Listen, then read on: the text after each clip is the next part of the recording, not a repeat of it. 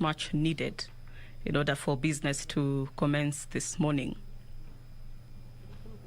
Actually, about a handful of members needed.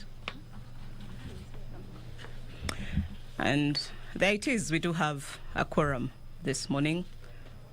Enjoy the proceedings.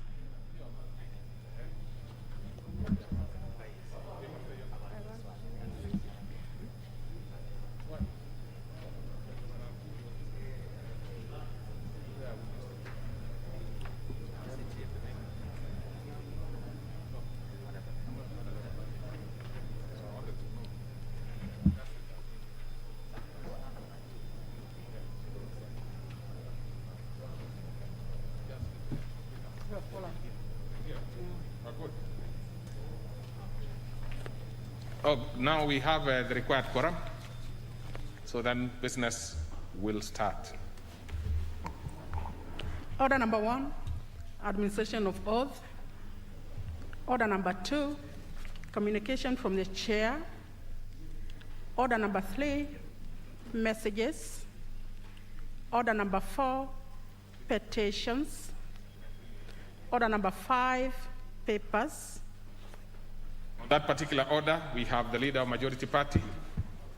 Yes, Honorable Speaker, I beg to lay the following papers on the table of the House today, Wednesday, 9th of June, in the morning sitting.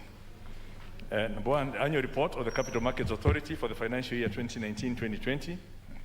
Number 2, the annual corporate report of the Office of the Auditor General for the year 2019-2020. Number 3, the report of the Auditor General for the National Government for the year 2019-2020. Number 4, the reports of the Auditor General and financial statements in respect of the following institutions for the year ended 30th of June 2020 and the certificates therein. Number 1, the Presidency. 2, the State Department for Planning. Number 3, the Independent Electoral and Boundaries Commission. Number 4, the State Department for Information, Communication, Technology and Innovation. Number 5, the State Department for Sports. Number 6, the Equalization Fund. Number 7, revenue statements for the Ministry of Lands and Fiscal Planning. Number 8, the State Department for Industrialization. Number 9, the African Union and other international organizations subscription fund. Number 10, Kipchambo Tea Factory. Number 11, State Officers and Public Officers Motor Car Loan Scheme Fund. Number 12, the Ministry of Water and Sanitation. Number 13, State Department of Tourism. Number 14, the State Department for Shipping and Maritime. Number 15, National Government Constituency Development Fund, Central Bank of Kenya account. Number 16, the Parliamentary Catering Fund. 17, Business Registration Service, Official Receiver. Number 18, Revenue Statements Recurrent of the National Treasury. Number 19, the National Treasury. 20, Kenya Reinsurance Corporation Limited. 21, Office of the Control of Budget. Number 22, State Department for Vocational and Technical Training. Number 23, Commodities Fund. Number 24, Consolidated Fund Services, Subscriptions to International Organizations. Number 25, Veterinary Services Development Fund. 26, the State Department for Fisheries, Aquaculture and the Blue Economy.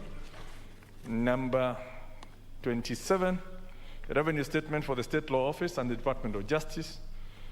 Number 28, the State Department for Crop Development. 29, COVID-19 Emergency Response Fund. Number 30, the State Department for Interior. 31, State Department for Petroleum. Number 32, National Land Commission. And lastly, the Petroleum Training Levy Fund. Thank you, Honorable Speaker. Very well. So we go to the next order. Order number 6, notices of motion. Order number 7, questions and statements. This particular order, we will start with the member for Luanda, the Honorable Mulele. Thank you, Honorable Speaker. I rise to ask question number 181 of 2021 to the Cabinet Secretary for Sports, Culture and Heritage. Roman 1, could the Cabinet Secretary provide the status of the account of the funds collected under the Sports Fund established under the Sports Act 2013? Roman 2, could the Cabinet Secretary also give an account of the funds that the National Sports Fund Board has spent, and particularly in the establishment and construction of new sports stadia and sports academies in the country? Roman 3, could the Cabinet Secretary explain whether the Chief Executive Officer of the National Sports Fund Board is duly qualified, duly gazetted, and authorized to execute the mandate of the board as stipulated in the Sports Act 2013? Thank you, Honorable Speaker. Well, that one will be replied to before the Departmental Committee on Sports, Culture, and Tourism. Then we go to the member for Loima, Honorable Lemurukai, has requested that his question be deferred, and it will be deferred. So we go to the nominated member, Honorable Gideon Keter. Honorable Keter? Keter was in here a few minutes ago. Well, we will give the next member once he comes in, because I knew he had a problem with his card, which he has gone to rectify. Let us have the member for the Rakanithi. That is the Honorable Beatrice Nyaga. Nkatha. Proceed, Honorable Beatrice Nyaga.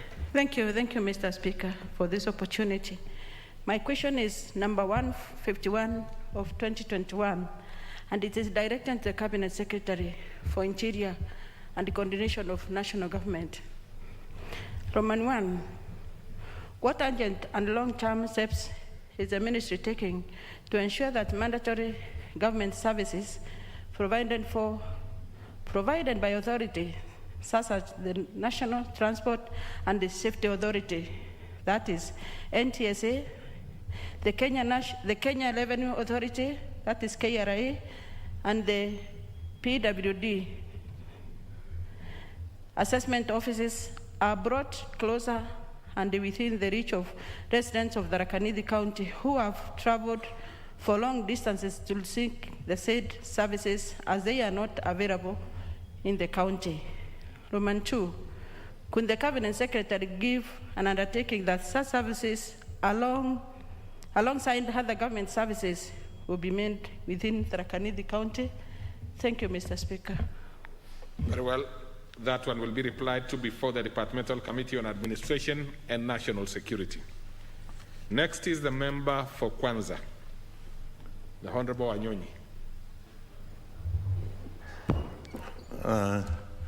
Mr. Speaker, I just come in and not with Akanaiko, and I do it later. What is the problem, the Honorable Anyonyi? You know you are a seasoned member. You don't have the order paper? No. You can be helped to have that one. We really don't need to. There's nothing to prepare on this particular one. This one is just a straightforward issue. Of course, I understand the fact that, but as you prepare yourself, let's go to the next member. Member for, no, I see Honorable Member has reached where he can actually ask his question. Proceed and ask your question. Mr. Speaker, my question is number 167. The norm now, Honorable Anyonyi, is that you put your mask on, even as you ask the question. I know how uncomfortable it is. Yes, sir. But it's more uncomfortable to be in a ventilator. My question to the Cabinet Secretary for Transport, Infrastructure, Housing, and Urban Development. Could the Cabinet Secretary provide the status of the expansion and reconstruction works at Kitale Airstrip? Could the Cabinet Secretary indicate when the airstrip is expected to be completed and made operational to facilitate the transport for the many users from the North Rift, Western region, who use this facility? Thank you, Mr. Speaker. Hello. So that one will be replied to before the Departmental Committee on Transport, Public Works, and Housing. Next is the Honorable Kingi. But I see Honorable Keteri is here. So let's go to Honorable Kingi as we try and locate where you are sitting, if he's in. Yes, proceed, Honorable Kingi. Thank you, Mr. Speaker. I rise to ask question 170 of 2021 to the Cabinet Secretary for Energy. Roman 1, could the Cabinet Secretary provide a list of all projects funded through the Rural Electrification Authority in Magarin Sub-County from 2017 to date? Roman 2, are there any plans to connect electricity to Galana Teachers Training College, Waresa Technical College, Kambicha Primary and other government institutions in Magarin Sub-County, taking into account the many requests which have been made to the ministry since 2018? Roman 3, what measures has the ministry put in place to ensure that the learning institutions, market centers and villages which are yet to have electricity in Magarin constituency are connected soonest? Thank you, Mr. Speaker. Very well. That one will be replied to before the Committee on Energy. Next is a member for Imenti, North Imenti. That is the Honorable Dawood Abdul. Thank you, Mr. Speaker. Mr. Speaker, I want to ask question number 174 of 2021, and it's directed, I think, wrongly to the Cabinet Secretary for Transport, but I'll just read it and then I'll ask for your guidance. Number 1, could the Cabinet Secretary explain the criteria intended to be applied by the National Transport Safety Authority, NTSA, to conduct vehicle inspection exercises in the country following the recent circular, which affected Section 16(2) of the Traffic Act, requiring all vehicles above 4 years to be inspected? 2, could the Cabinet Secretary provide the total number of vehicles expected to undergo inspection in the country and stipulate the measures the Ministry has put in place to ensure order during the inspection exercise?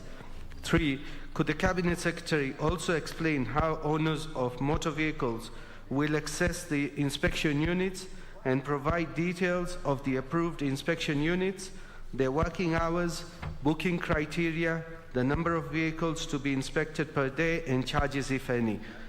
Mr. Speaker, this question ordinarily should be directed to the Committee on Administration, because NTSA, the budget is under the Transport Committee, but operationalization is under the National Coordination Ministry, like what my sister from Tharaka, Mheshimiwa Beatrice, has asked. The NTSA is under the Interior. So I want your guidance whether this will go to Transport and Infrastructure or to the National Administration. Thank you, Mr. Speaker. Now, this ordinarily, as you put it clearly, is supposed to be at the fort of the Transport, Public Works and Housing Committee, which you actually sit. I do not know whether the chair of Administration and National Security is in the House. I don't see him. But on this, yes, what is it again? I thought you have made your case, so I'm trying to rule on it.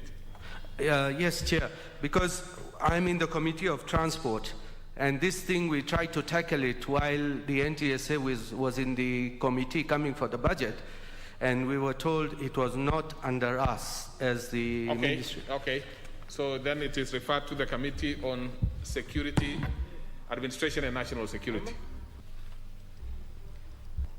Now let's go to the member for Kaiti.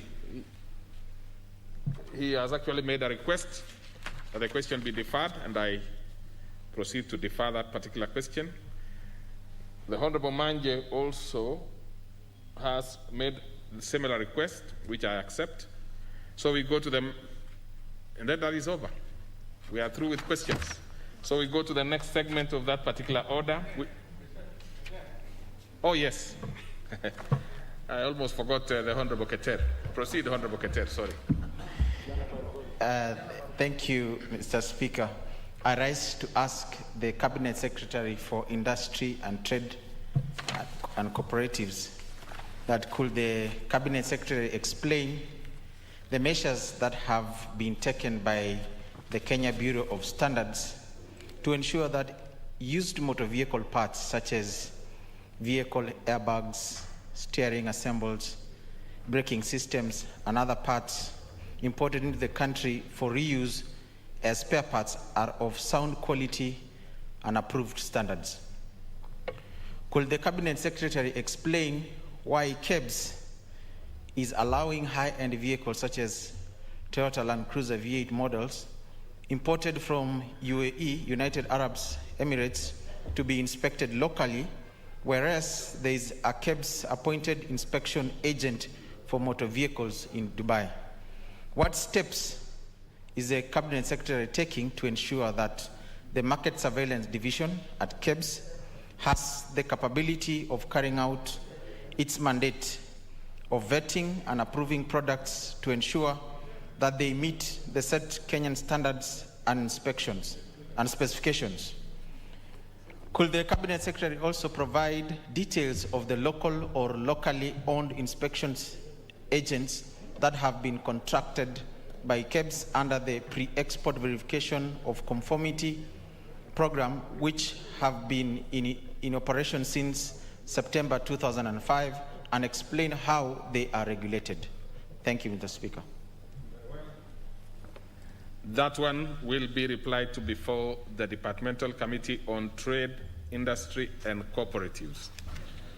So we go to the next segment of that particular order, which is statements, request for statements, and response to statements. We will start with the request, and I start with the member for Turkana East, the Honorable Okiru Mohammed Ali. Thank you, Mr. Speaker. I rise to ask a statement on resurgence of cattle raids and killings in Turkana East. Honorable Speaker, pursuant to Standing Order number 44, 2C, I seek to request for a statement from the Chairperson, Departmental Committee on Administration and National Security regarding resurgence of raids and killings in Kapedo area in Turkana East constituency. Honorable Speaker, since the security operation was stopped at Kapedo area, there has been resurgence of raids and killings of innocent civilians by armed bandits from Tiati, Baringo County, and Sigor in West Pokot County. Several incidences have been reported and nothing has been done by the authorities. Mr. Speaker, just to mention a few, Honorable Speaker, on 12th of March 2021, a raid took place at Riet village where 3 people were killed, namely Ekatapan Loyolel, Looi Loyolel, Etelej Loyolel. In the said incident, 3,000 shots were taken and 127 cows, 57 camels. On 30th of April 2021, a raid at Nguluke again was reported and 2 people were killed, Ekale Kakinor and Eturen Locham, and 1 injured, 1 Umana Lokwawi. On 4th of May 2021, 1 person again was injured 100 meters from the GSU camp in Lokori, and 340 goats were taken away. On 15th of May 2021, 1 Ekitela Lopusngole was killed, while over 2,400 goats and 70 cows were taken in Red area.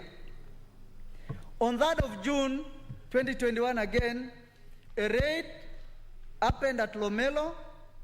2 people were killed, Lomoit Longor and Longor Ebunu. 3 other people were seriously injured. Mr. Speaker, on 7th of June 2021, a raid again was conducted at Lopi, where 2 children were kidnapped but later rescued. 127 camels were taken, 4,000 goats, and 60 head of cattle. Mr. Speaker, even yesterday, Mr. Speaker, all the security vehicles in Turkana East were destroyed by these bandits, including an armored vehicle and an injury to one of the police officers. Honorable Speaker, there has been no effort so far done to apprehend the bandits and even to recover the stolen livestock. It appears this has become a normal business. Just a minute, Honorable Ali. I think it is your phone which is probably ringing. So you probably need to switch it off so that it does not distort your thought. Now, by the fact that we can hear it on mic, it means it's yours. Yeah. So then you can proceed. Give him the mic. Yes. Thank you, Mr. Speaker.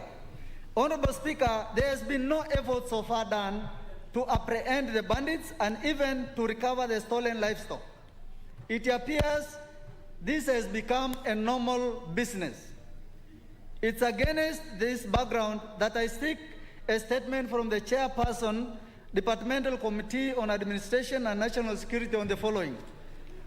1, what measures the government is taking to address the resurgence of race conflict among communities in Baringo East, West Pokot, and Turkana East? And could the Chairperson also explain the measures the government has put in place to stop further raids? 2, what efforts are in place to recover the stolen animals and arrest the perpetrators of such raids? And 3, Mr. Speaker, what urgent steps are in place to assist communities in those areas to manage and utilize the available resources and address the conflicts arising from the boundaries? Thank you, Mr. Speaker. Very well.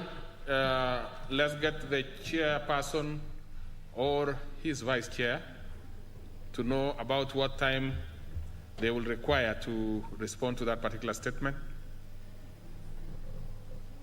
Well, both of them are absent, so the leader majority, we probably expect that it should take 2 weeks. 2 weeks. So it will be responded within 2 weeks. Now let's go to the response to statements. The first one is by the Honorable Tom Mboya, member for Nyatike constituency.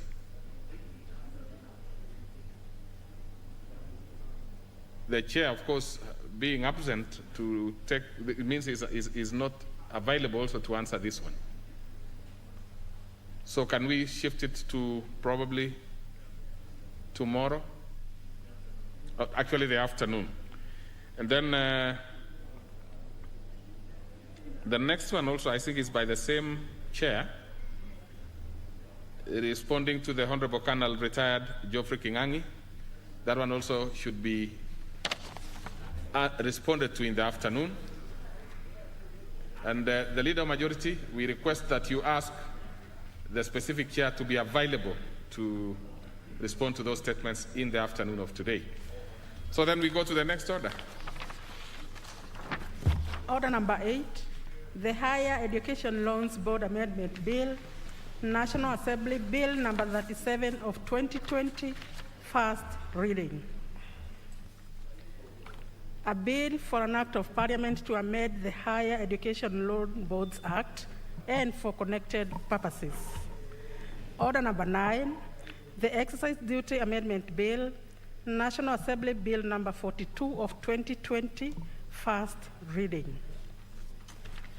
A bill for an act of parliament to amend the Excise Duty Act.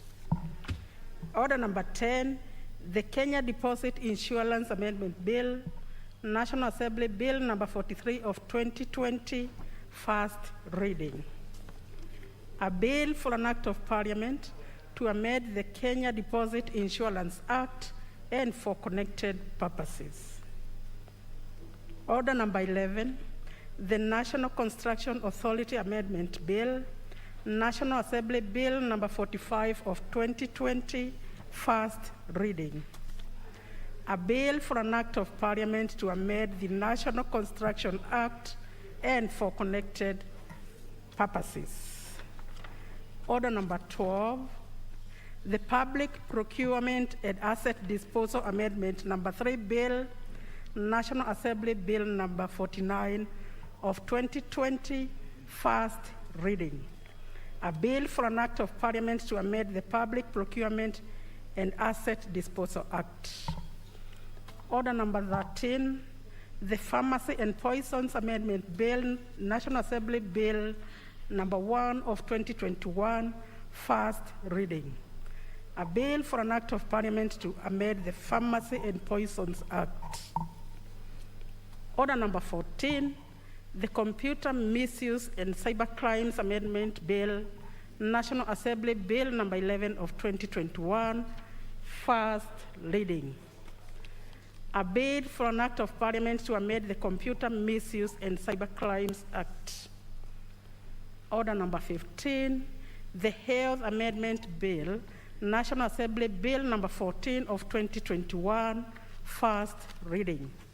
A bill for an act of parliament to amend the Health Act and for connected purposes. Order number 16, consideration of the budget statements for the financial year 2021-2022, general debate, first allotted day. Now, on this particular one, of course, the chairperson, Budget and Appropriation Committee, will be taking the floor. And on the particular request you've made, I would request that you come to a place where you are very sure that you are in a is it a no man's zone? Yeah.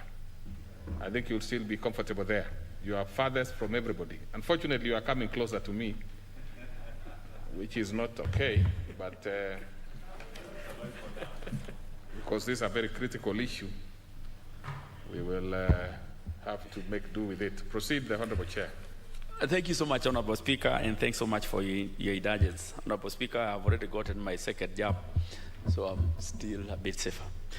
Honorable Speaker, I beg to move that this House adopts the report of the Budget and Appropriations Committee on the budget estimates for the national government, the judiciary, and the parliament for the financial year 2021-2022, laid on the table of the House on Tuesday, June 8th, 2021, and pursuant to provisions of Article 221 of the Constitution, Section 39 of the Public Finance Management Act 2012, and a Standing Order 239.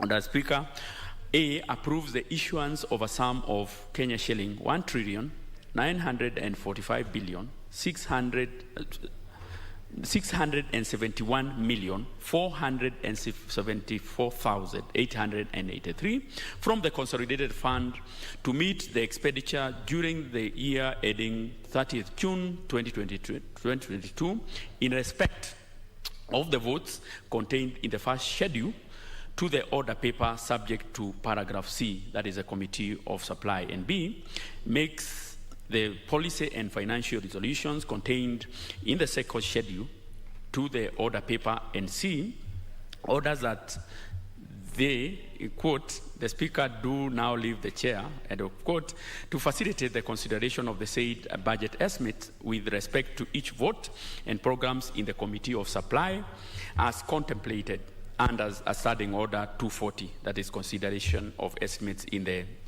Committee of Supply. The rest are as the annual estimates are as in the order paper. Honorable Speaker, as I make my submission and as I move, Honorable Speaker, I will delve more on the general overview of the budget, and I will leave the individual allocation of these various state departments to the various chairs of committees who appeared also before us, and I would really want to give them also an opportunity to also expound on the same. Honorable Speaker, on behalf of the members of the Budget and Appropriations Committee, and as mandated by Article 221 of the Constitution, Section 39 of the Public Finance Management Act, it is my pleasure to present to this House the report of the estimates of the revenue and expenditure for this financial year. Honorable Speaker, the 2021-2022 budget estimates were submitted to Parliament on Thursday, 29th April 2021. Equally, the Parliamentary Service Commission and the Judiciary independently tabled their estimates in line with Article 127, 6C, and 173(3) of the Constitution, respectively. Pursuant to Article 221, 4 of the Constitution, the 2021-2022 budget estimates were committed to the Budget and Appropriations Committee as well as the departmental committees of the National Assembly for review in line with their respective mandate. After reviewing the budgets of the various ministries, departments, and agencies within their purview, the departmental committees were required to submit their recommendations to Budget and Appropriations Committee for consideration and inclusion in this report. Mr. Speaker, I want to confirm to this House that we had an engagement with all the departmental committees, and for the first time, most of their recommendations have been carried, Mr. Speaker. Mr. Speaker, in examining the budget estimates and in reviewing the 2021-2022 budget estimate, the committee held 14 sittings, including 2 meetings with the National Treasury, where extensive deliberations were held. The committee also held discussions with the Parliamentary Service Commission, and the Office of the Auditor General, and critically reviewed their budgets. The outcome of these deliberations have informed the various recommendations which are contained in this report.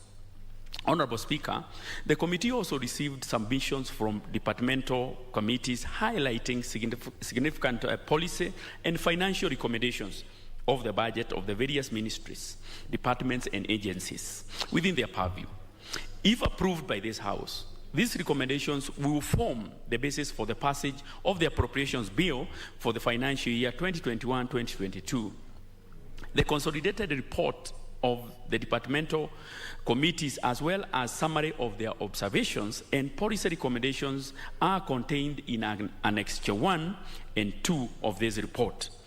Honorable Speaker, Article 221(5) of the Constitution requires the Budget Committee to seek the views of the public on the budget and take their recommendations into account, Honorable Speaker, when finalizing this report. Due to the ongoing COVID-19 pandemic and the need to limit in-person public gathering, for the second year running, the committee held a virtual public participation exercise whereby the public was required to submit their views through written memorandums highlighting their areas of concern and key expenditure priorities. Honorable Speaker, in line with an already established tradition of addressing key expenditure priorities for 12 selected counties in each financial year, the committee specifically sought the views of the public on the key expenditure priorities for the following counties: Kilifi, Mandera, Meru, Machakos, Nyandarua, Kiambu, Elgeyo Marakwet, Nandi, Baringo, Vihiga, Siaya, and Nairobi counties. Notably, Honorable Speaker, the submissions were also received from the following: Bogwa Muriithi and Co. advocates and the Clean Cooking Association of Kenya, highlighting various concerns on matters of public finance. The summary of the public hearing is in Annexure 3 of this report. Mr. Speaker, I want to confirm to this House that with the conclusion of these 12 counties, we will have covered the entire country in the last 5 years. So each and every part of this country, Mr. Speaker, has been able to participate in the public hearing. Honorable Speaker, we made a few observations, of course, arising from the interactions with the departmental committees. A huge issue, one, Mr. Speaker, is the pending bills. That despite the presidential directive in June 2019 that all pending bills by government agencies be cleared immediately, they continue to present a significant challenge in almost all sectors of the budget. It is noted that the veracity of some of these, of course, these pending bills is also in doubt. Mr. Speaker, each and every committee that came before us, they had a huge list of pending bills, verified and others unverified. Mr. Speaker, just pick one. NYS has a pending bill of 16 billion shillings. That's one agency. And Mr. Speaker, there is hue and cry everywhere that government is not paying. And it is a challenge that we are throwing to Treasury, because pending bills should always, at all times, be the first charge. But unfortunately, it's not happening. Honorable Speaker, two, there is the issue of stalled projects. This has become a permanent feature in our budget. There is no adherence to project guidelines issued by the National Treasury, including introduction of new projects before completion of existing ones, despite the thin spread of resources. Honorable Speaker, a policy must be implemented to ensure enforcement of the PFM and Treasury guidelines. Sanctions should be instituted to MDAs that introduce new projects before completion of existing projects. Mr. Speaker, each and every budget, there is always this Mitihani house, in South Sea that was started about 40 years ago. We even have our own buildings here, Mr. Speaker. We have Kirdi. Everywhere, literally everywhere in the country, you will find buildings that are totally not complete, and each and every year, there is allocation of money. That one, Mr. Speaker, must be concluded. Mr. Speaker, the third one is on duplication of functions. We observe that there is overlap of functions between some spending agencies as well as between some programs. There needs to be streamlining of functions which will cruciate to eliminate duplication and reduce resource wastage. Mr. Speaker, there is also failure of the medium-term expenditure framework, Mr. Speaker. There appears to be very little focus on the medium-term budget, despite the MTEF process requiring budgeting process to focus on a 3-year rolling plan in order to ensure predictability of the budget. Poor planning, of course, of MTEF is partially attributed to the failure to adopt to the initial weak budget systems, as well as limited institutional capacity. Mr. Speaker, the situation is made worse by inadequate support and agency buy-in for their mode of budgeting. Mr. Speaker, having made those recommendations, Mr. Speaker, I now want to focus on the macroeconomic framework underpinning this year's budget, Mr. Speaker. The proposed budget is anchored on a GDP growth projection of 6.3% in the financial year 2021-2022 and a 6.1% over the medium term. Mr. Speaker, the key drivers of this growth are a stable macroeconomic environment, improved domestic consumption, and improved external demands. Further, export demand is expected to increase due to the opening of economies globally as global vaccination continues to gain traction. Honorable Speaker, even though this economic growth projection is plausible, the committee is concerned that some of the growth fundamentals are potentially weak. For instance, given the current economic condition, private consumption has reduced considerably due to increased unemployment and income losses, and this may persist through 2021. A prolonged pandemic, Mr. Speaker, will also delay the full recovery of tourism and also hospitality industry. Honorable Speaker, further there are concerns that the budget allocations are not really addressing simply side constraint pertaining to exports, and this may severely constrain the country's export earning potential.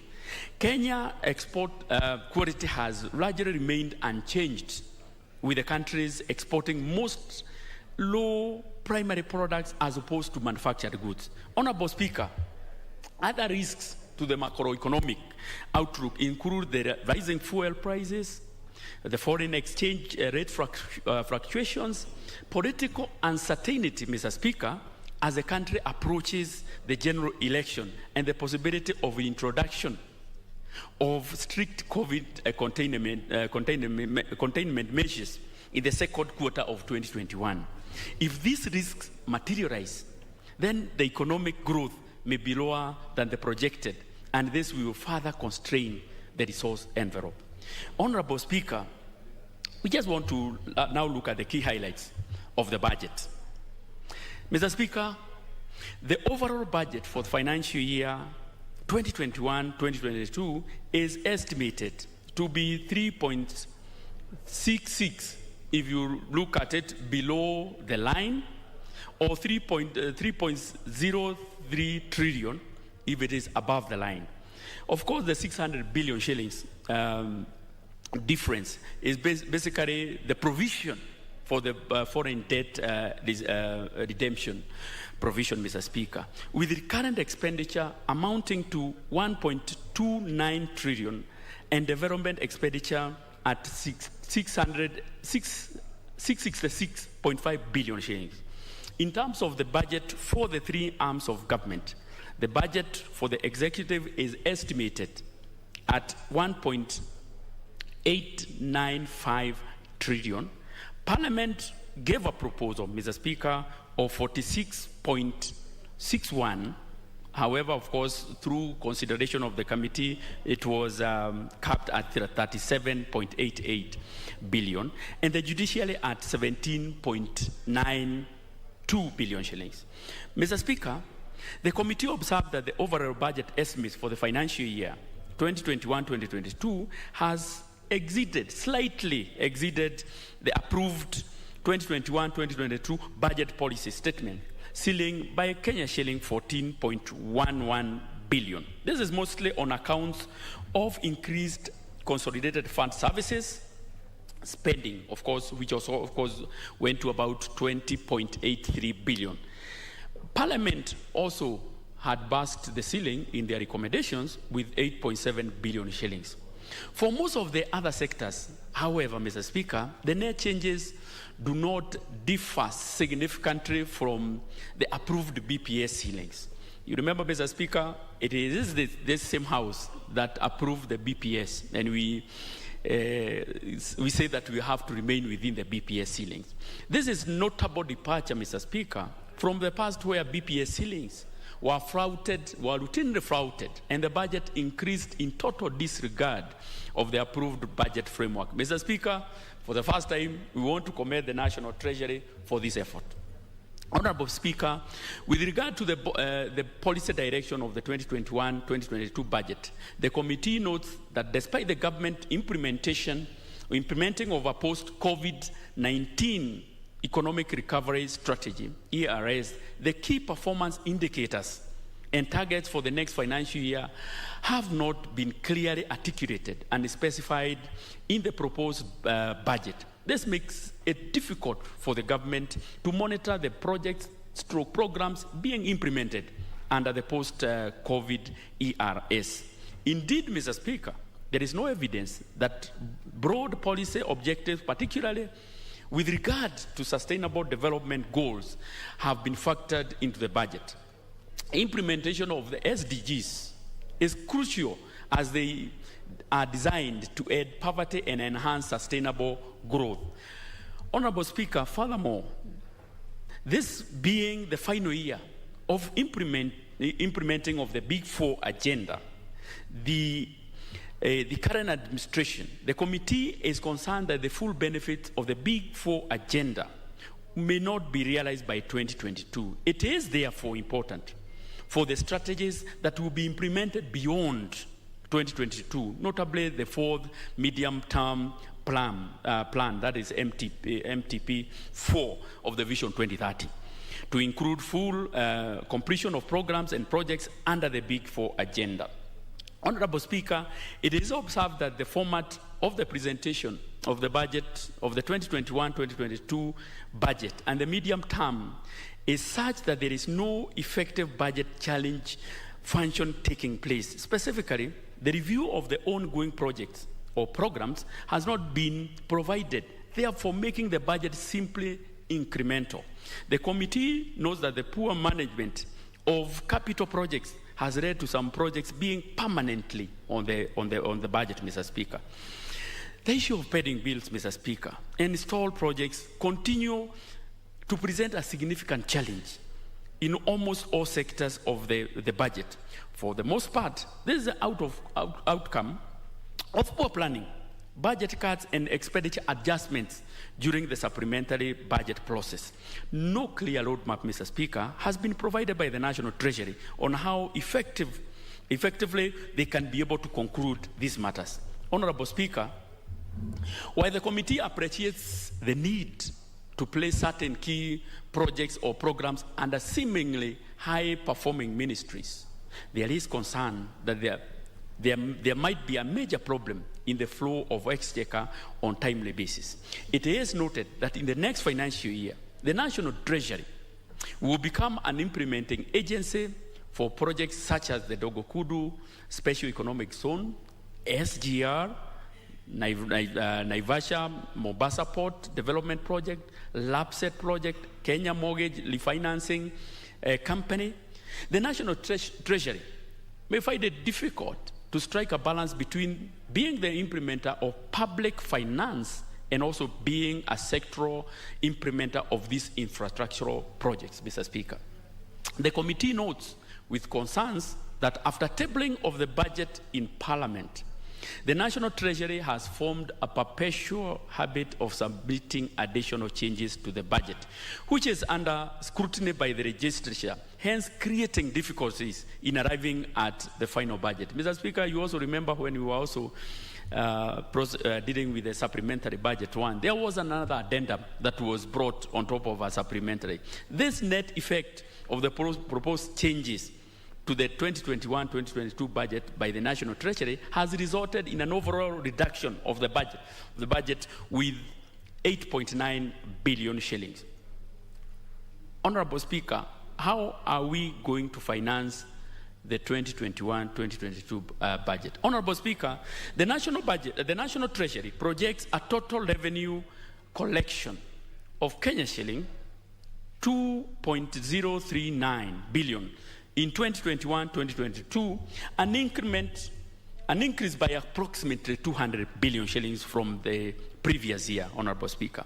Of this, the ordinary revenue will constitute 1.77 trillion shilling compared to 1.57 this current year. Income tax, which accounts for approximately 50% of the tax revenue, is projected to increase by 102 billion shillings and an amount of 835 billion in the financial year 2021-2022. On the other hand, VAT is projected at 473 billion shillings, excise duty at 241 billion, and import duty at 119 billion shillings, compared to 395 billion, 209 billion, and 96 billion shillings, respectively, in the year 2021. Though the revenue projections, Mr. Speaker, appear to be conservative and have complied with the IMF benchmark, it should be noted that the expected revenue performance is based on the sustained economic recovery in the economic performance. Should the risk to the growth outlook highlighted, which I did mention before, that is a microeconomic framework underpinning that, if it is not realized, then it means that we might have lower projected tax revenue, Honorable Speaker. The committee notes with concern that the tax enhancement measures contained within the budget policy statement of 2021, such as strengthening the audit functions in the domestic tax department, enhancing scanning, resolution of tax dispute through alternative dispute resolution, and fast-tracking the conclusion of cases before the tax appeal tribunal, do not address the structural issues that have contributed to the decline in revenue as a share of economic activity. Honorable Speaker, further, the proposal contained the Finance Bill 2021 are unlikely to significantly contribute to the increase in revenue as share of GDP. If revenue underperforms, it will lead to expansion of the fiscal deficit and a likely increase of the public debt levels. Honorable Speaker, going forward, the National Treasury projections significantly higher in all the major revenue categories in the financial year 2021, 2022, and the medium term. Consequently, the fiscal deficit, Mr. Speaker, as a share of GDP, excluding grants, is expected to be about 8.2. Including grants, it will be 7.7%. Honorable Speaker, The committee notes that without a comprehensive strategy by the National Treasury to enhance revenue collection, it is unlikely that the fiscal deficit for the medium term will be attained. Notably, Honorable Speaker, continuous expansion of fiscal deficit has put the country off the trajectory towards EAC convergence criteria, which targets, among other criteria, a ceiling on fiscal deficit, including grants, at 3% of GDP by 2021. Honorable Speaker, the other concern is on the consolidated fund services. The consolidated fund services will amount to Kenya shilling 1.3 trillion shillings in the financial year 2021-2022. For the first time, the consolidated fund services will surpass the recurrent budget that we have had. This is a 24% increase. That is by 253 billion from the financial year 2020 to 2021 levels, and is primarily on account of increased public debt servicing expense, which presently constitute approximately 88% of all the CFS service expenditures. Honorable Speaker, by end of March 2021, the public and public guaranteed stock of debt amounted to Kenya shilling 7,334 billion, representing 82% of the 9 trillion national debt ceiling. The committee is concerned that the financial year 2021-2022 budget may not be implementable if the debt ceiling is not adjusted.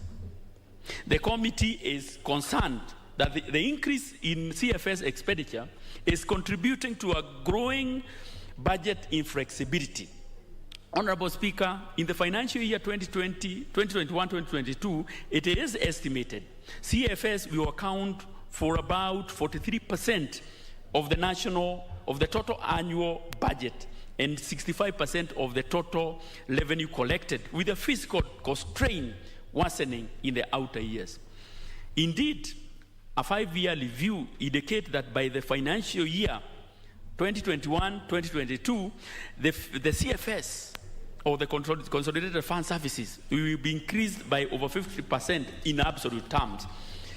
Since financial year Chairperson, I hope you are aware that you have about 5 minutes to go. Honorable Speaker, I know how difficult it is to summarize, but you already have done 26 minutes actually.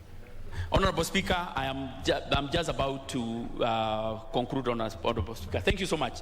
Honorable Speaker, there is a concern, of course, in the growing pension obligations, which is attributed to many years of non-implementation of contributory pension plans. In the financial year 2021-2022, the financial obligations are estimated to be 153.6. Honorable Speaker, as I conclude, I want to highlight a few policy recommendations. One, that the National Treasury should set up a fund that may be financed through long-term bonds for the payment of existing verified pending bills and court awards. The funds should be in place, Honorable Speaker, by the 1st of October 2021. Specifically, Mr. Speaker, there should be an infrastructural board. There are so many pending bills in the Ministry of Infrastructure. Mr. Speaker, if that one, of course, is done, definitely we'll be able to offset some of the debts that we have. And what we have also indicated, Mr. Speaker, is that a debt is a debt. Whether it's a foreign debt or a local debt to a contractor, they should all be treated the same. Honorable Speaker, on the financial recommendation, because of the constraints of time, Honorable Speaker, after extensive deliberations, the committee recommends that Kenya shilling 1.2 billion be set aside to fund projects arising from public hearings. This expenditure should also be domiciled under specific ministries. Mr. Speaker, on the financial recommendations, the Budget and Appropriations Committee received substantial additional requests from departmental committees amounting to 85.7 billion shillings to meet various expenditure shortfalls. However, due to the prevailing resource constraints and the need to contain the fiscal deficit within a certain limit, the committee could not finance most of these recommendations. However, Mr. Speaker, we have agreed with most of the reallocations that were done within the committees. The committee therefore resolves also that a reduction of Kenya shilling 20,328,000 be effected from the votes and programs as shown in Schedule 1 and 2, and of course justification provided. And additional, Mr. Speaker, that the same amount be increased in the votes as shown in the Schedule 1 and 2. Honorable Speaker, as I conclude, the allocation for Parliament will be capped at 37,882,700. Honorable Speaker, we also had requests from Parliament, which of course, due to the fiscal constraints, Honorable Speaker, they could not be contained. The third one is allocation to the judiciary. The allocation to judiciary will be capped at 17,833. Honorable Speaker, I beg to move, Honorable Speaker, and as I said from the onset, we will have committee chairs who will delve more on the allocation of departmental committees, and I request the Honorable Dr. Makali to second. Thank you, Honorable Speaker. Honorable Dr. Makali, and I'm sure you are aware about the timelines that you have for seconding, so proceed. Yeah, thank you, Honorable Speaker. Honorable Speaker, I'm aware of about 10 minutes, so I will see how to manage within the 10 minutes, although it is going to be very difficult. But, Honorable Speaker, I must start by thanking my chairman for that good moving of the motion, as well as thanking my colleagues in the Budget Committee for really doing a thorough job on these budget proposals, and the departmental committees for their input, Honorable Speaker. It was not easy to make this budget, Honorable Speaker, I must say. And this is, order, who are these two members? This is basically standing just behind the leader majority. Yeah, this is and not observing the rules of containment, social distance. They actually are not from the same house. So let's proceed, Dr. Makali. Yeah, Honorable Speaker, I hope my few seconds will be compensated. Honorable Speaker, what I'm saying is it was not easy to make this budget, and more so based on the prevailing conditions in the country and also in the world. But Honorable Speaker, I would want to say that basically, when you look at the economic fundamentals informing this budget, generally they are quite strong. Order. And Honorable Speaker, despite the few risks which my chair has mentioned, I think what members need to note is if the assumptions underlying the budget do not really get changed as we move on, we are likely to realize the projected revenue, Honorable Speaker. For the first time, Honorable Speaker, looking at this budget, I would say that the projected revenue for this financial year appear to be more realistic as compared to the past years. And we are likely to actually generate the proposed 2.03 trillion. But Honorable Speaker, the issue of private consumption will still need to be addressed or to be monitored keenly, Honorable Speaker, because it is a fact in this country what we call household income has seriously been eroded as a result of people losing their jobs, as a result of people losing their small businesses. So the demand side of the equation, Honorable Speaker, as a challenge. And at the same time, the other item we need to monitor seriously, Honorable Speaker, is the cost of energy. Honorable Speaker, this is a threat to the inflation rates in this country, and at the same time, unless the food prices continue remaining very low, inflation might also be a risk because of the energy cost. But Honorable Speaker, what that means is, as we look at this budget keenly, there is need to really look at the way we are investing the money, and more so the development budget. And I think time has come when now any investment which is going to be taken in this financial year must target high priority areas where the expected returns, Honorable Speaker, are also very high. So, Honorable Speaker, I just want to say a few things related to some of the things my chairman has said. Honorable Speaker, if you look at the pending bills, all the departments which came up before us as a committee did report very huge pending bills, Honorable Speaker. And Honorable Speaker, what is critical is these pending bills, they need to be analyzed. For me, Honorable Speaker, I just want to single one of the departments, the Department of Infrastructure, Honorable Speaker, where we have pending bills relating to land compensation. Honorable Speaker, Kenyans out there have gone out of their way to give land to the government to do roads. But Honorable Speaker, this land has not been compensated for many years. And I think really this is very unfair to Kenyans who have given out land.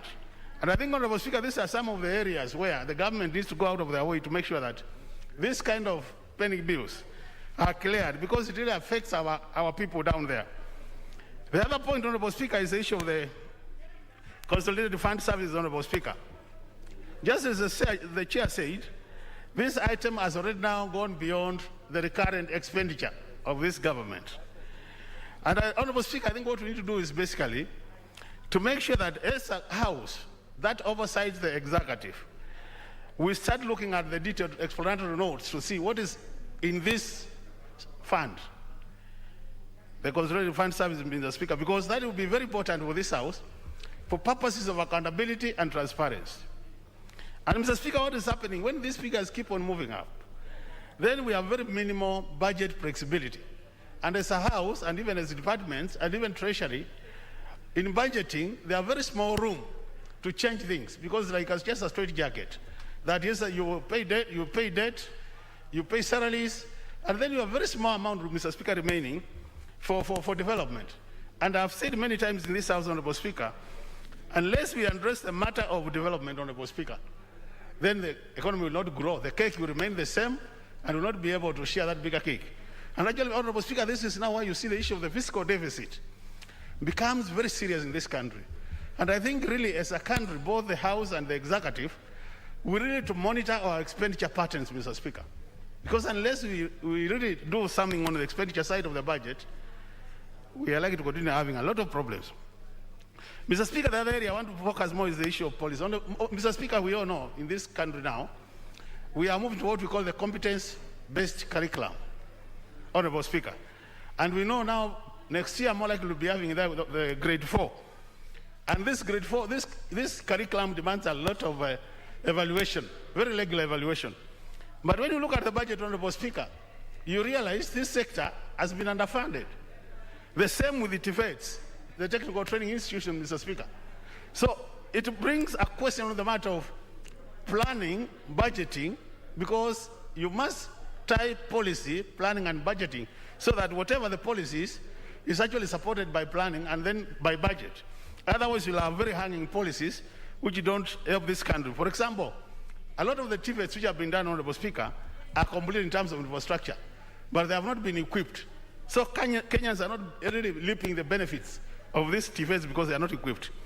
The other matter, Honorable Speaker, which I think is critical, and we need to pick is, if you look at the budget of the Auditor General, Honorable Speaker, the budget of the Auditor General is actually not high. And Honorable Speaker, what we are forgetting as Kenyans is, in addition to the Auditor General auditing the national government, the Auditor General is auditing the county governments, the Auditor General is auditing all the special funds, and the Auditor General is auditing all the commissions. So, Mr. Speaker, because the Auditor General supports us do our work in terms of oversight, I think this office needs to be properly funded, Honorable Speaker, so that we are able to get real-time reports to do our work. The other issue, Mr. Speaker, which is critical, is the issue of the cash transfer. Mr. Speaker, as a country, we have decided that we are going to support the elderly, we are going to support the children, the orphans, and we are going to support quite a number of groups so that by these cash transfers. But Mr. Speaker, anytime you analyze the budget, the cash transfers are not coming in a timely manner. Actually, Mr. Speaker, there's a lot of delay. 4 months delay, some are given 2 months, then another 4 months remaining. And I think if it's a government policy to support these disadvantaged groups, Honorable Speaker, it will be important that this fund, the cash transfers, Mr. Speaker, is adequately funded so that in that case, then Kenya is able to reap the benefits. Mr. Speaker, the other issue I want to address is the issue of the exchequer, Mr. Speaker. Mr. Speaker, members are already complaining that CDF money has not been released. And this has to do with exchequer releases, Mr. Speaker, that the country is not generating enough money in terms of revenue collection to support the budget.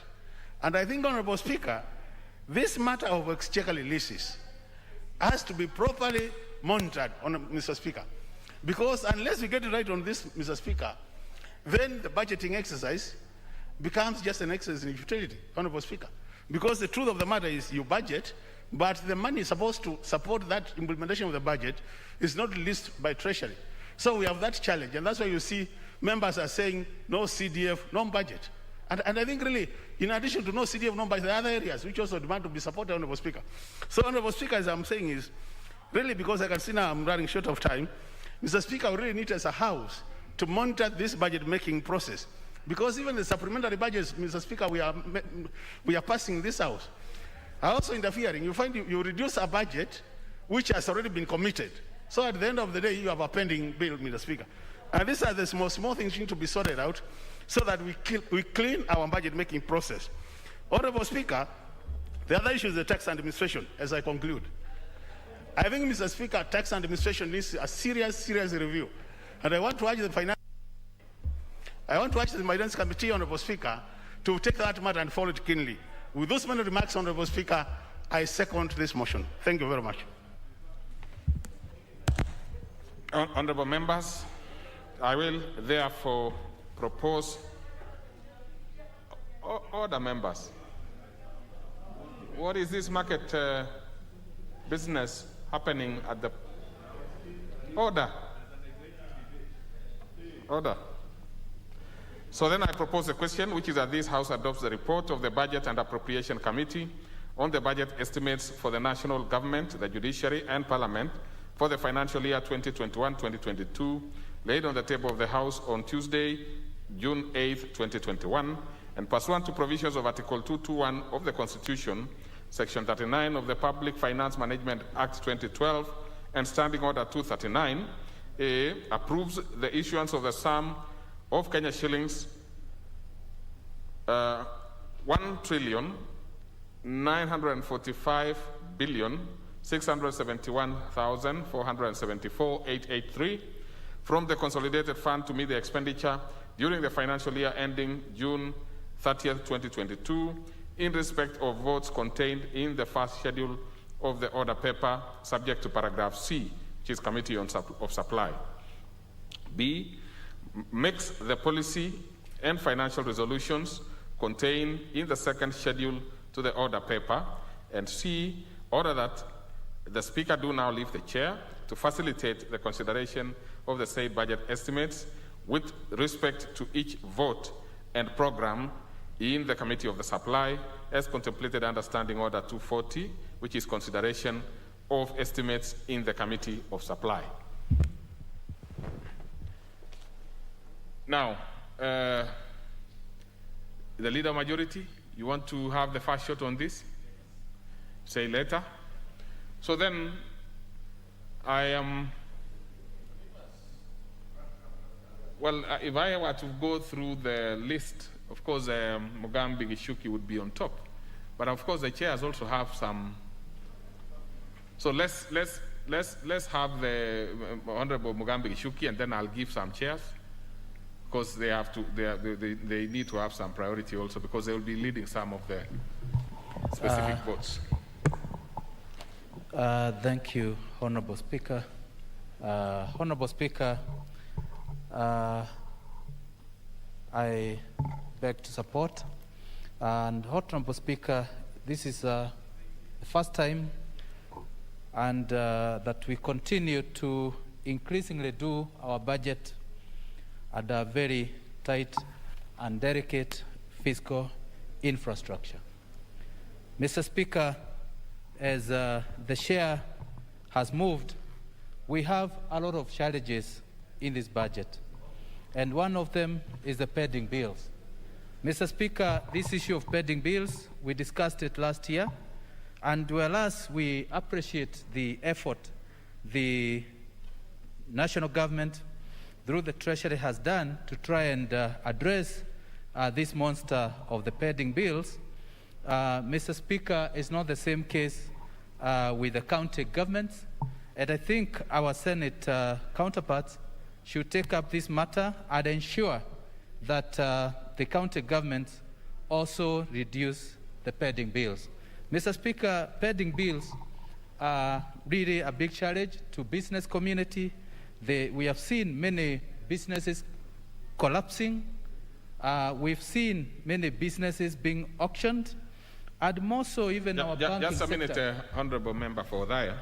Just to inform the chairs that we will be going as per the way the committees are listed in the second schedule.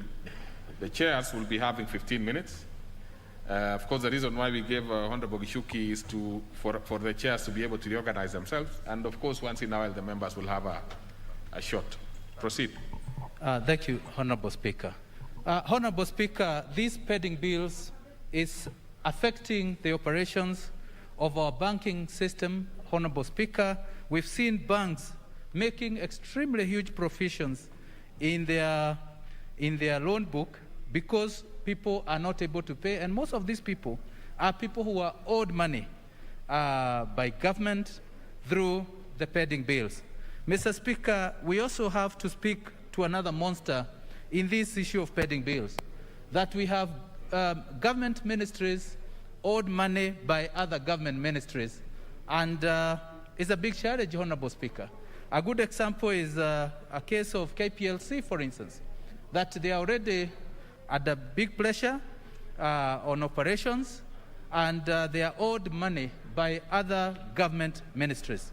Mr. Speaker, we are requesting the National Treasury to coordinate all the departments and ensure that intra-pending bills within government are sorted out, and this will ensure that the government parastatals, which are the big financial challenge, can at least survive.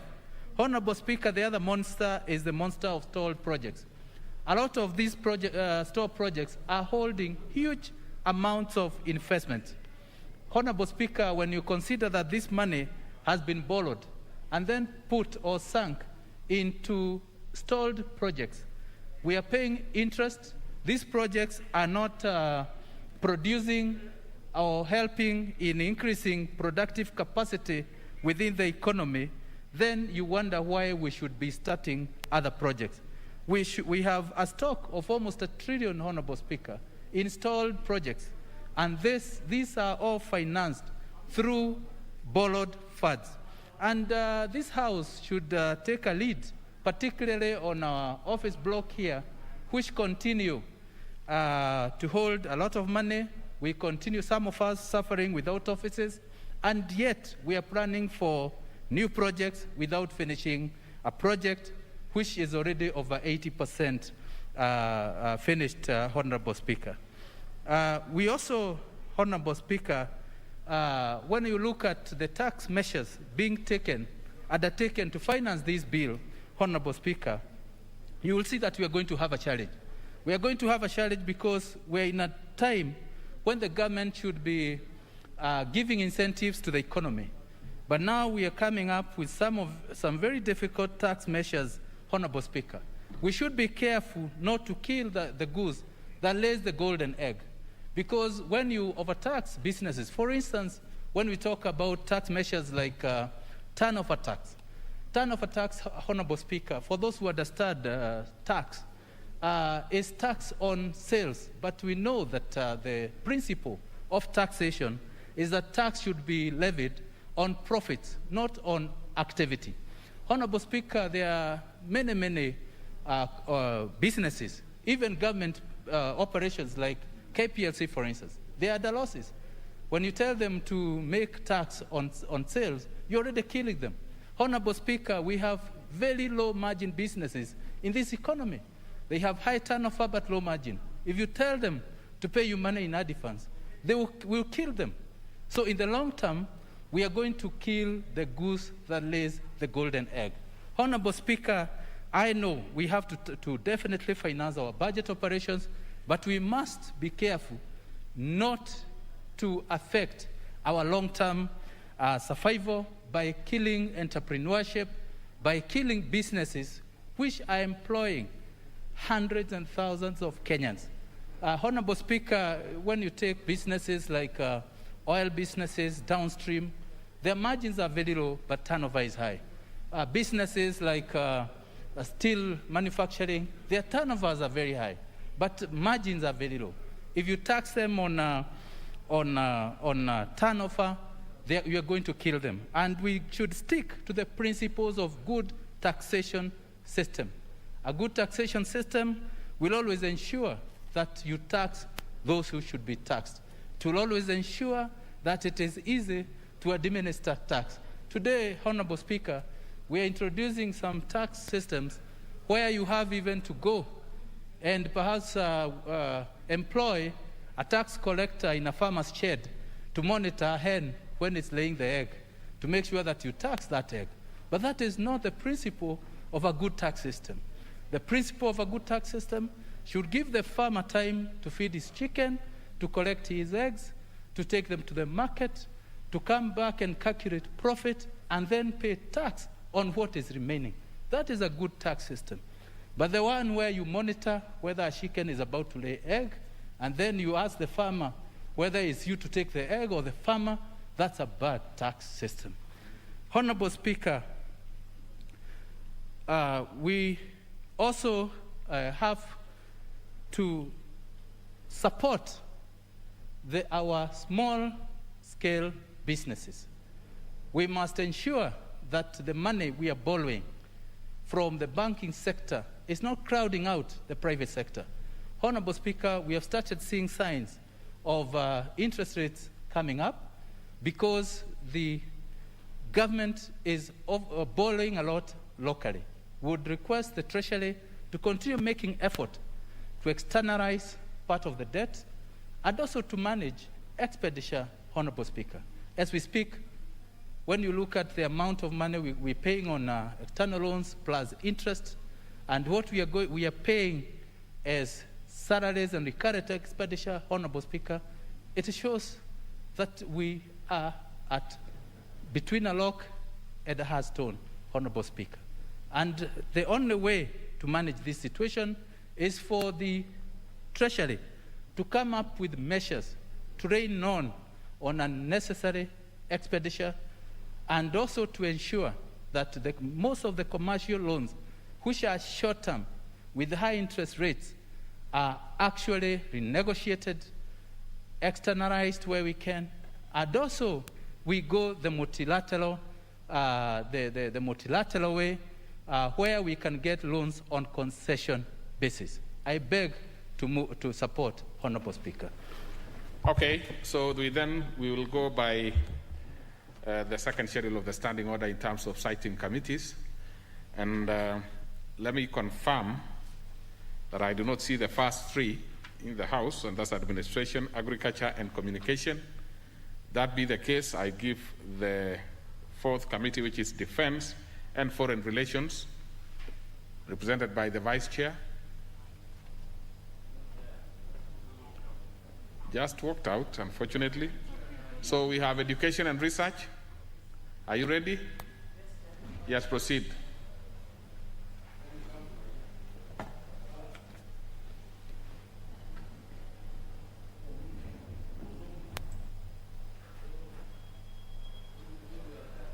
Thank you, Mr. Speaker. I want to take this opportunity, first and foremost, to thank the members of the two committees, Education and Research and Budget and Appropriations Committee, for their dedication in this process.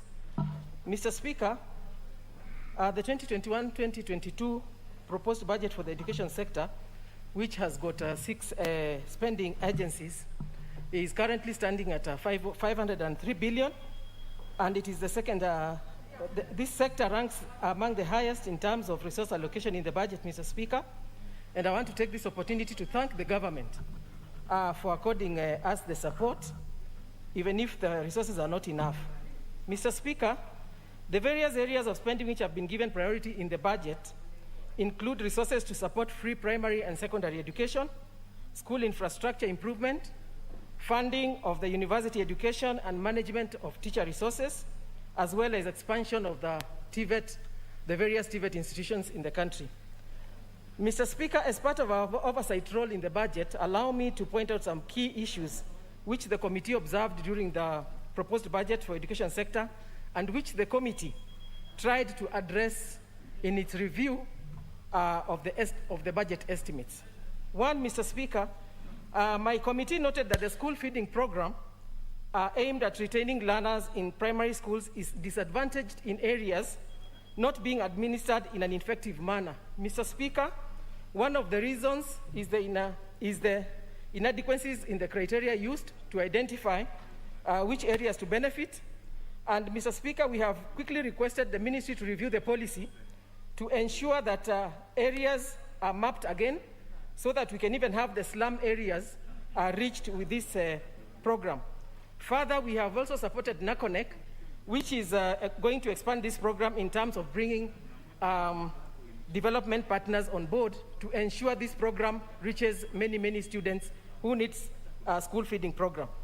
Mr. Speaker, the committee also noted that the ministry has been capturing learners' details called MIS, Information Management System, where we capture the data for the learners. Mr. Speaker, this is going to ensure that any capitation that goes to schools rules out any ghost students so that we have the money that is going for capitation reach the right beneficiaries. Mr. Speaker, on the expansion of TVET infrastructure, the committee also observed that the first phase of the 30 TTIs is well on course. However, the money has been released, the money that is being released is not enough, and we kindly requested the Treasury to ensure that these TVETs are completed so that the areas that have the TTIs benefit from them. The committee also, Mr. Speaker, noted that most of the infrastructure projects in public universities are not well funded, and they have really taken long to be completed. And we kindly requested Treasury through the Budget Committee to ensure that these TTIs are fully supported to be completed and for them to be completed for use. On university education, Mr. Speaker, the committee observed that most of the public universities are not well funded and are struggling to stay operational, a problem compounded by the criteria used to allocate resources to them. Mr. Speaker, a thorough review of the funding criteria for universities quickly needs to be done, which the committee is undertaking currently, so that they get adequate funding. And we have also requested for the support of the University Funding Board, which is a body legally mandated to review how the public universities are funded. We have requested for support in the current budget. Mr. Speaker, as a country, we need to have a serious conversation on whether we require the many public universities in view of the constrained resources. Mr. Speaker, this is a discourse which needs to be opened up for members to discuss.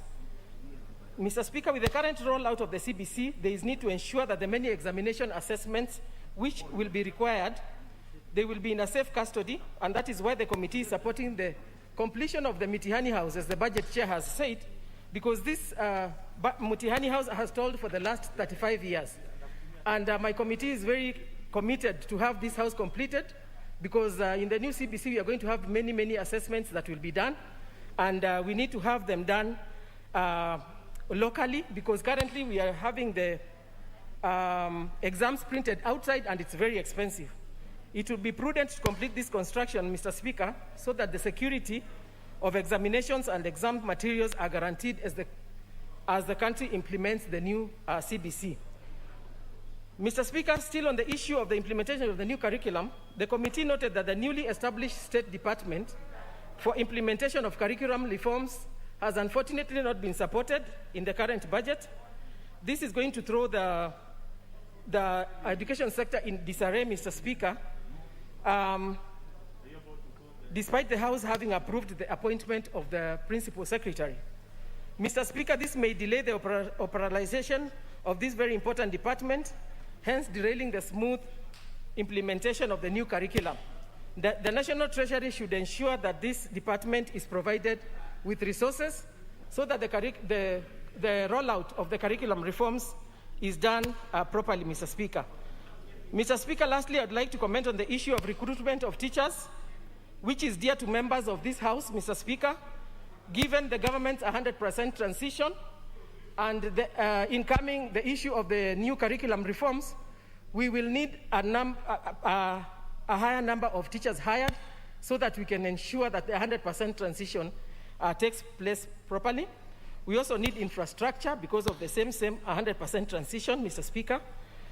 Mr. Speaker, the TSC has been allocated 2.5B to hire only 5,000 teachers for secondary schools, which is hardly enough given the prevailing teaching resources, Mr. Speaker. We, as a committee, Mr. Speaker, we requested the Treasury through the Budget Committee to give us an additional 5,000 teachers so that this time we hire 10,000 teachers so that we can have enough, at least a good number of teachers being hired in the constituencies. Mr. Speaker, not related to the budget, but related to the issue of the TSC policy, honorable members should know that we are relooking at the Act to ensure that when the teachers are being hired, we have 70-30%, 70 being the local people being hired, and 30% maybe from external.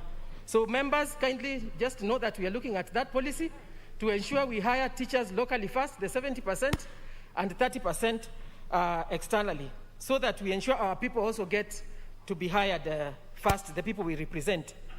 Mr. Speaker, my committee, having reviewed the budget for education sector, made policy and financial recommendations, which I believe the ministry will pick to ensure the intended outcomes of education sector are fully achieved. Thank you, Mr. Speaker.